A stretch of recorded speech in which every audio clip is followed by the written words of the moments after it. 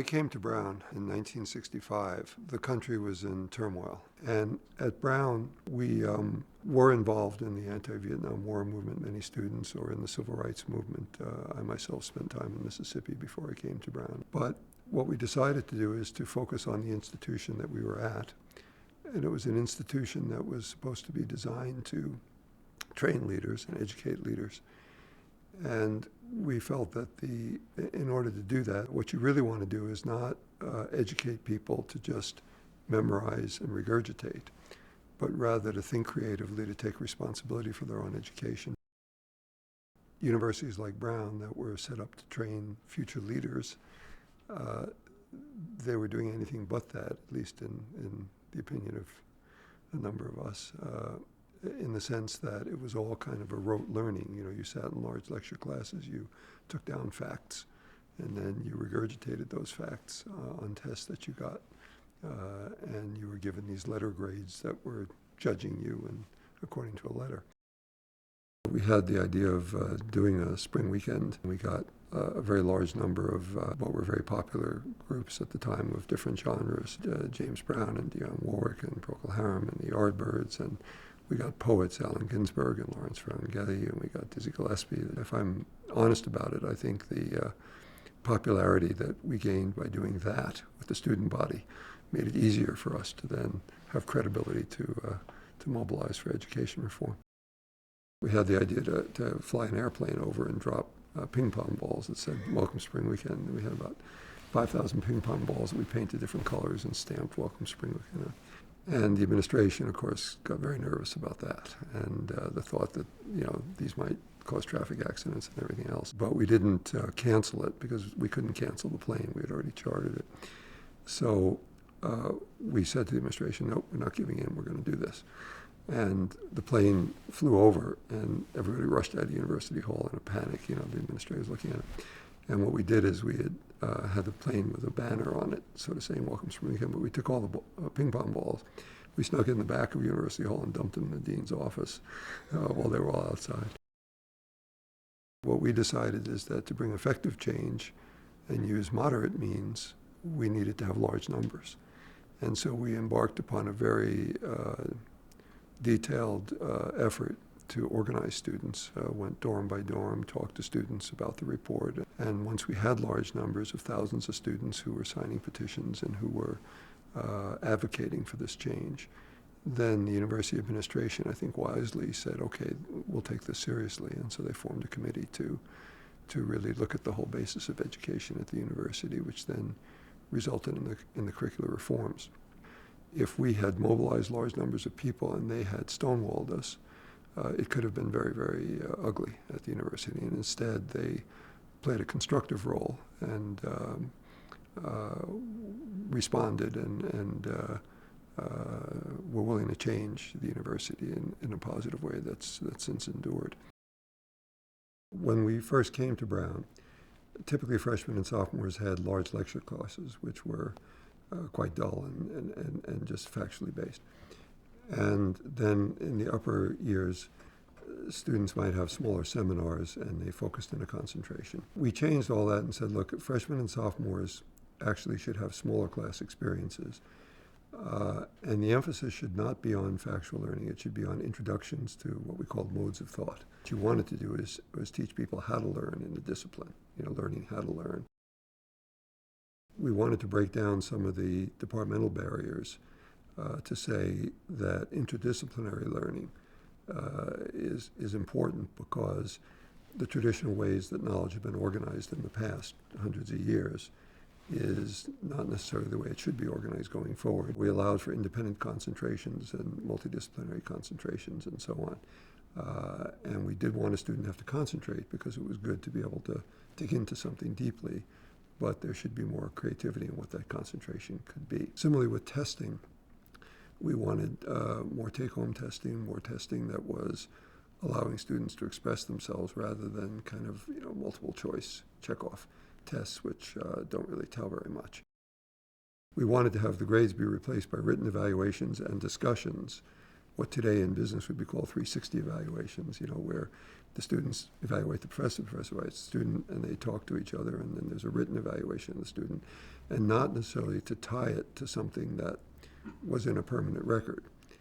We also wanted to give the students options to say, you know what, I'm going to take that harder course or that course in a science if I'm a humanities student, even though I may not get a good grade in it, because I want to expand my horizons, and I don't want to be afraid to take it because I'm afraid of getting a bad grade. There was a very large faculty meeting at Sales Hall. We persuaded, because of the student interest, the administration to set up loudspeakers so people on the green could hear what the debate was. And perhaps aided by good weather, but there were thousands of students on the green, 4,000 students, listening all day for 2 days to the faculty meetings. And whenever a faculty member inside the hall, I was inside the hall, spoke in favor of the new curriculum, and you could hear a cheer go up from outside that was deafening inside the hall. And when somebody spoke against, you could hear a boos from the outside. And in some ways, it was a level of transparency which didn't usually exist at universities at the time or institutions at the time. It also was a level of student involvement and interest. On a nice sunny day, they could have been doing other things, but they were there all day listening, and a level of student interest and involvement, which was very encouraging.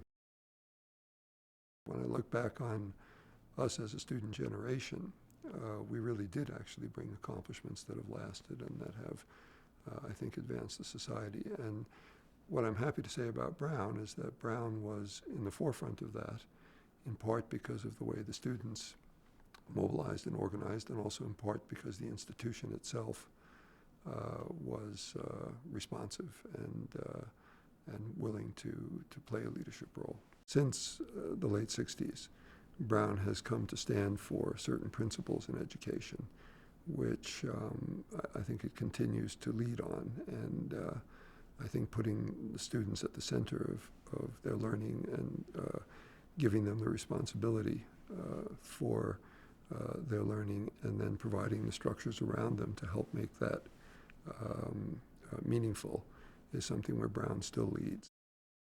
A lot of people confuse rigor with structure, but the reality is that rigor really comes from an individual taking responsibility and developing an educational path that then they pursue with vigor because it's the path they've chosen. And yes, there need to be standards, but the standards then are ones that are creatively set to the individual person's progress. And I think the Brown curriculum is as rigorous as any that I know, even though it's not as structured as most. And I think that's a real strength. I must say that those of us who did the new curriculum would be shocked by two things today. One is that it's still called the new curriculum so many years later. And secondly, that it's actually stayed intact as long as it has. And what I would challenge today's students and faculty to look at the different conditions today with the internet and with the availability of knowledge and the ability to do things online and so on. And to take the new curriculum, still the basic philosophical principles I think are sound, but to try to bring it into this century now in some of the ways in which it's implemented. I think that would be a good next place to go. Brown did undergo a transformation with the new curriculum in that it became attractive to a different group of students. And so I think the nature of the student body changed, in my view, in a positive way. Having worked at the White House and worked now at running President Clinton's foundation, we attract thousands of interns and young people and so on from different schools around the country. And it is definitely true, and it's something people talk about, that the Brown students tend to be more irreverent and more questioning of authority and more creative on average. I mean, obviously you get great students from everywhere, but it is still something that's noticeable about Brown students. they need to fail in their lives a number of times. Because if you don't fail, it means you haven't reached far enough. A lot of people go through life and they succeed at everything they do, and the sum total of it at the end of their life is not much because they didn't really push themselves. The second thing you got to be aware of is that you're going to piss people off sometimes. You're going to anger people. Because if you're going to change an established order, there are a lot of people that have, a stake in that established order, and you're not going to do it without, making some people angry sometimes.